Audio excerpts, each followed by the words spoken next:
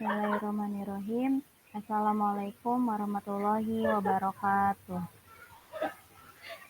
Di sini kami akan mempresentasikan hasil pengerjaan tugas kami, yaitu dengan judul studi kasus pengaruh pola hidup terhadap pola tidur mahasiswa menggunakan tools RapidMiner dengan metode K-means dan night bias. Nah, tugas ini dibuat dengan tujuan untuk memenuhi tugas mata kuliah kecerdasan buatan. Boleh di next.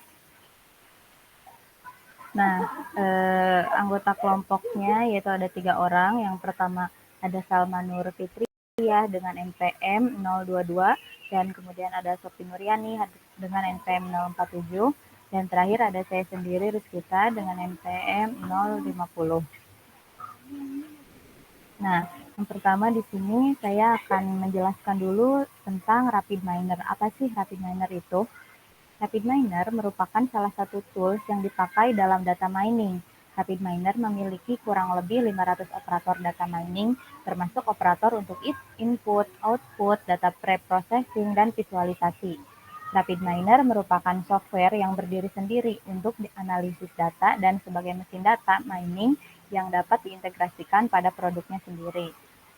RapidMiner adalah platform perangkat lunak data ilmu pengetahuan yang menyediakan lingkungan terpadu untuk pembelajaran mesin atau machine learning, pembelajaran mendalam atau deep learning, penambangan teks atau text mining, dan analisis prediktif atau predictive analytics. Nah, RapidMiner ini tuh ditulis dengan menggunakan bahasa Java sehingga dapat bekerja di semua sistem operasi. Nah, untuk selanjutnya yaitu pembahasan selanjutnya adalah cara mengunduh dan instalasi tools RapidMiner ini. Nah, dari penjelasan ini, langkah-langkah ini akan dijelaskan oleh rekan saya yaitu Sofi. Kepada Sofi dipersilahkan. Baik, terima kasih sebelumnya. Di sini saya akan menjelaskan terkait instalasi RapidMiner. Untuk selanjutnya saya akan memperlihatkan tutorialnya saja.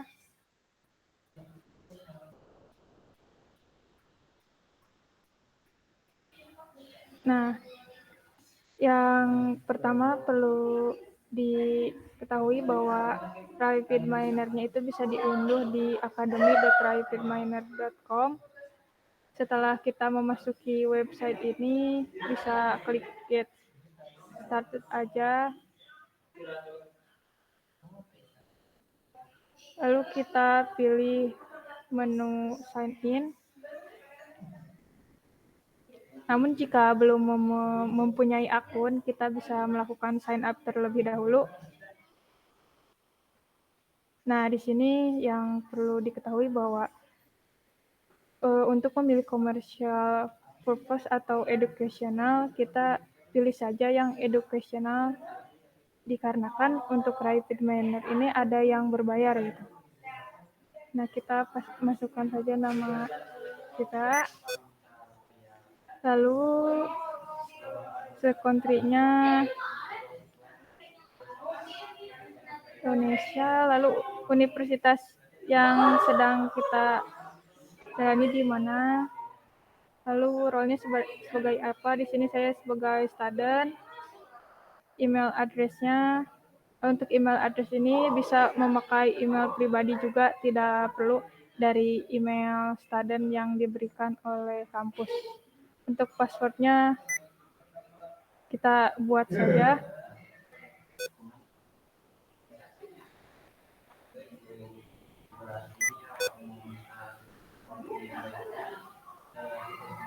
Nah, lalu klik register. Baik, setelah melakukan register tadi, kita harus memverifikasi email. Lalu kita buka saja email kita. Nah, di sini ada email dari RapidMiner. Lalu klik verifikasi this email.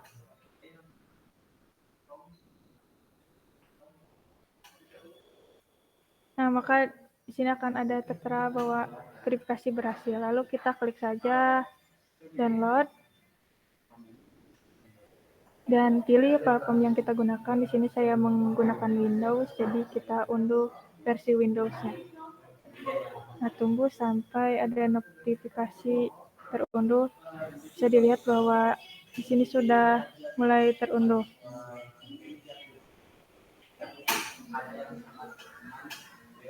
Nah, wait-nya.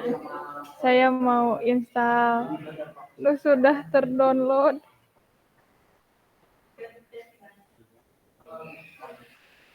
Lah, di mana sih? CTRLJ we. Oke.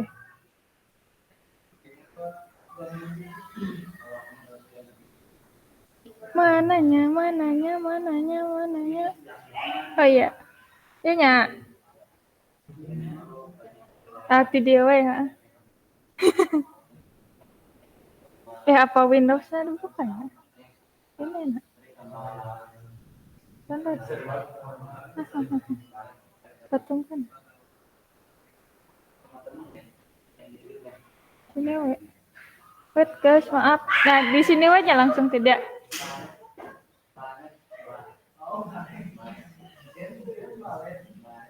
Lalu setelah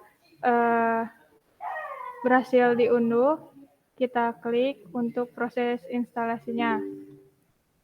Klik yes. Lalu kita langsung klik next saja. Untuk license agreement-nya kita I agree aja. Lalu destination folder-nya saya tetap di sana, lalu klik install.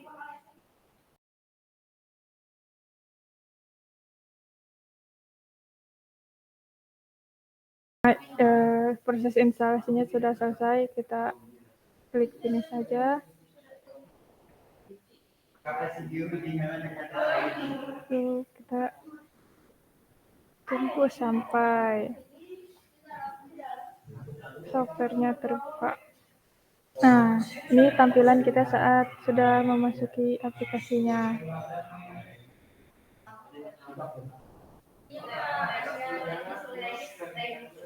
Ya baik, mungkin untuk instalasi sekian saja. Saya kembalikan lagi kepada rekan saya.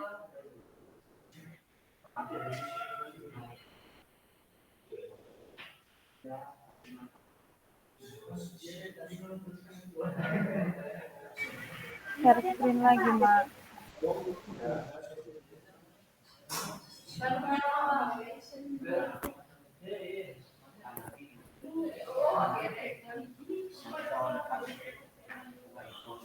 Tutup soundnya, Pi.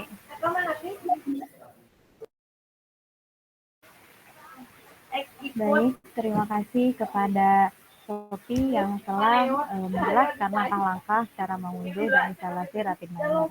Nah, selanjutnya yaitu ada lingkungan kerja dari RapidMiner itu sendiri. Yang pertama ada workspace atau tampilan utamanya, yaitu di dalamnya itu ada design view atau area utama tempat merancang alur kerja atau workflow analitik dengan cara drag and drop operator. Kemudian ada resource view. Setelah proses dijalankan, hasilnya akan ditampilkan di sini gitu, baik dalam bentuk tabel, grafik maupun statistik evaluasi model. Selanjutnya ada repository panel, yaitu tempat penyimpan data, model, atau proses analitik. Kita bisa menggunakan data dari berbagai sumber seperti file lokal, database, atau cloud. Kemudian ada operator panel, yaitu berisi daftar operator atau komponen yang digunakan untuk membangun alur kerja analitik. Operator dikelompokkan berdasarkan fungsinya seperti data transformation, modeling, evaluation, dan lainnya. Selanjutnya ada proses panel, yaitu tempat untuk membangun proses analitik dengan menyusun dan menghubungkan operator. Ini adalah pusat dari aktivitas desain di RapidMiner. Yang selanjutnya ada parameter panel. Panel untuk mengatur parameter pada setiap operator. Kita bisa menyesuaikan pengaturan sesuai dengan kebutuhan analisis. Yang terakhir ada log panel, yaitu untuk menampilkan informasi log selama proses dijalankan seperti error atau status keberhasilan. Nah, selanjutnya kita masuk ke pembahasan utama dari tugas kecerdasan buatan ini. Ya, yang pertama saya akan mendeskripsikan kasusnya, yaitu kebiasaan bergadang, konsumsi kafein, dan cara belajar menjadi salah satu permasalahan yang sudah tidak asing lagi bagi seorang mahasiswa. Dari beberapa kebiasaan yang disebutkan di atas, ada beberapa faktor pendukung lain yang mempengaruhi pola tidur seorang mahasiswa seperti usia, jenis kelamin, kebiasaan belajar, aktivitas fisik, dan lainnya yang bisa sangat mempengaruhi durasi dan kualitas tidur mahasiswa. Dengan beberapa faktor yang disebutkan, dikelompokkan menjadi sebuah data pola tidur mahasiswa. Dalam hal ini dilakukan analisis mengenai seberapa besar faktor-faktor yang bisa mempengaruhi pola tidur mahasiswa. Nah, dari kasus sebelumnya, maka kita menentukan sebuah solusi untuk menyelesaikan kasus tersebut. Di sini solusi penyelesaian yang kita berikan yaitu berupa analisis pola tidur mahasiswa dilakukan menggunakan metode clustering K-means untuk mengelompokkan mahasiswa berdasarkan kesamaan pola tidur mereka dan metode naik bias untuk mengolah data tersebut dan mengidentifikasi pola tidur yang ada. Nah, yang selanjutnya yaitu eh, penyelesaian solusi penyelesaian itu akan didemokan oleh rekan saya yaitu Salma. Kepada Salma saya persilahkan. Baik, pada kali ini saya akan melakukan implementasi penggunaan RapidMiner pada studi kasus pola tidur mahasiswa dengan dua metode yaitu clustering dengan K-means dan juga klasifikasi menggunakan Bayes. Nah, yang pertama yaitu sebelumnya saya sudah melakukan upload dataset pada repository, yaitu kita langsung saja lakukan drop dataset pada kotak proses. Kemudian kita akan menambahkan operator normalize untuk melakukan normalisasi data. Kemudian kita sambungkan. Nah, pada operator normalisasi data kita bisa menentukan atribut filter yang akan kita gunakan. Kita akan memilih subset. Kemudian kita akan memilih atribut yang akan kita normalisasi seperti umur, penggunaan kafein, aktivitas fisik, screen time, sleep duration, sleep quality, study hours, weekday sleep end, weekday sleep start. Dan selanjutnya apply aja. Lalu yang ketiga yang harus dilakukan yaitu menambahkan. Lalu kita coba sambungkan ke result terlebih dahulu ya. Nah, kita akan menampilkan dataset seperti ini. Lalu setelah itu kita akan menambahkan clustering, yaitu dengan menambahkan K-mean di sebelah sini. Kemudian kita sambungkan normalisasi ke clustering. Nah, pada clustering kita akan menentukan berapa sih cluster yang akan kita gunakan. Nah, di sini saya akan menggunakan settingan default yaitu 5 dan maxnya itu 10. Nah, karena setelah itu bisa dilihat kita coba run.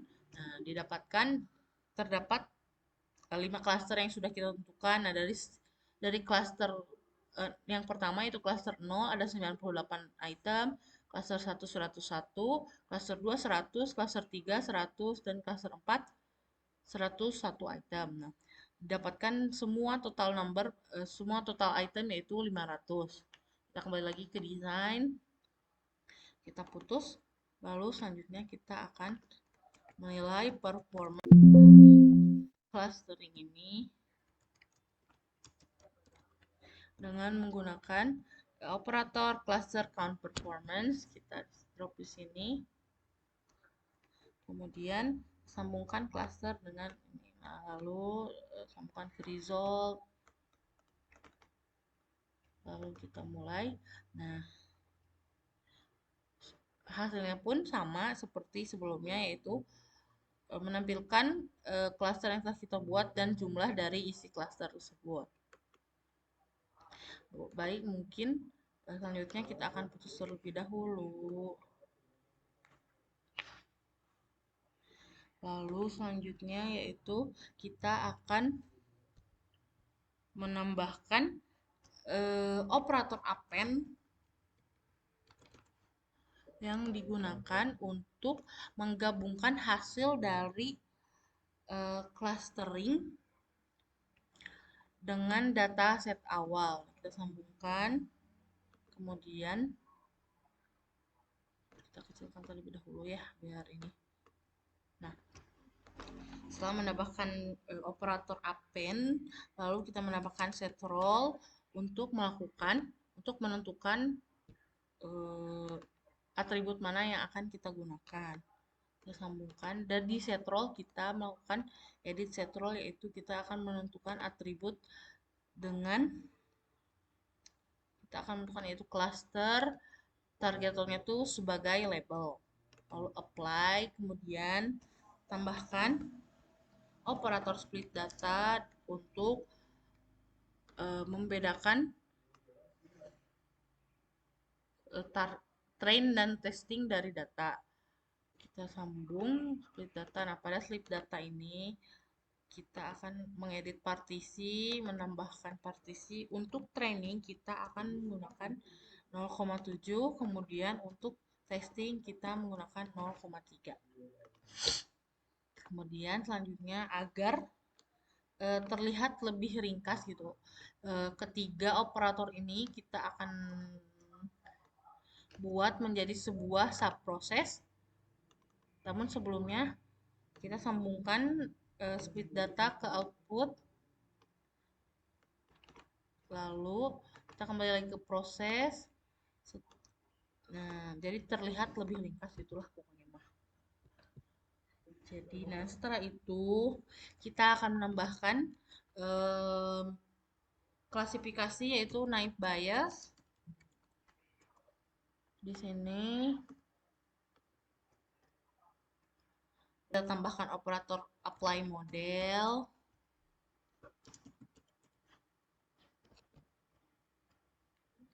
Sebelah sini.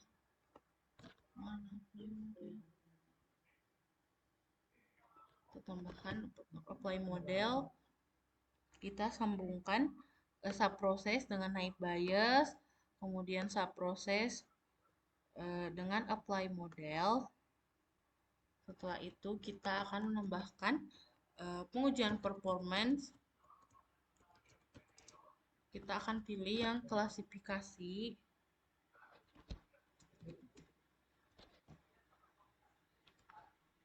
Ini kita akan pilih performance yang classification. Aduh. Kemudian pada performance classification ini itu di apply model kita akan sambungkan ke performance classification.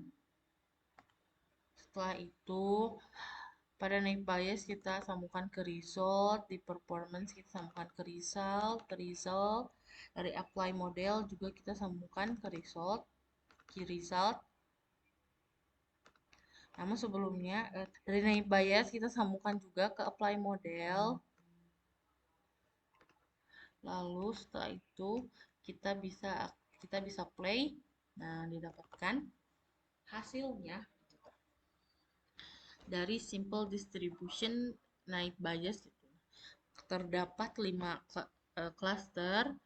Yang pertama ada cluster 1 dengan nilai 0,202, cluster 4 0,202, cluster 3 0,199, cluster 2 0,199, dan cluster 0 0,197. Lalu pada example set yaitu didapatkan prediksi dari setiap cluster, kemudian nilai kepercayaan dari cluster 1, cluster 4, cluster 3, cluster 2, dan cluster 0. Nah, untuk ini merupakan dataset yang sebelumnya digunakan dan sudah dinormalisasi. Nah, kemudian setelah itu terdapat performance vektor dari klasifikasi naive Bayes gitu. Didapatkan pada kelas recall pada true cluster 1 didapat 93,33, Klaster 4 mendapat 100%, klaster 3 93,33, klaster 2 96,67, klaster 0 96,5. Nah, pada kelas dari presisi setiap kelas dari klaster 1 mendapatkan 100%, klaster 4 88,24%, klaster 3 100%, klaster 2 96,67%, klaster 0 96,5%. Dan didapatkan hasil dari semuanya itu akurasi yang didapatkan yaitu 95,97, dengan berarti model ini bisa digunakan dan bisa dipercaya karena akurasinya mendekati 100%, namun tidak lebih dari 100%. Mungkin sekian dari implementasi penggunaan rapid miner pada pola tidur mahasiswa. Saya kembalikan ke moderator. Baik, terima kasih kepada Salma yang telah mendemokan penyelesaian atau solusi dari kasus yang telah kami buat. Nah, mungkin itu saja presentasi dari kelompok kami. Terima kasih atas perhatiannya. Mohon maaf atas segala kekurangan dan kesalahannya. Kami tutup presentasi ini. Wassalamualaikum warahmatullahi wabarakatuh.